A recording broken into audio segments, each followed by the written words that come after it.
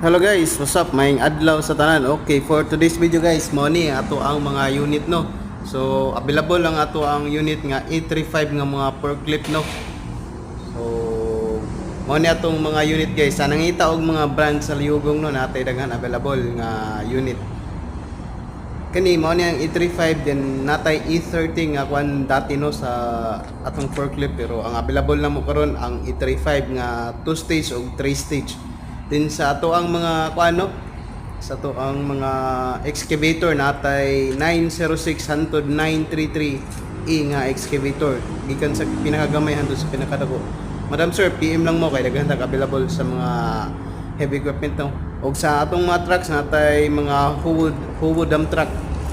Madam sir, kani mo ni atong 908E excavator nga with dozer siya no. So pogi kay atong unit guys. PM lang mo. Sa atong ang mga wheel loader natay 816C din 835 din 8558 wheel loader. Ang 855 mo na ang 3 cubic meter bucket capacity ang ato ang 835.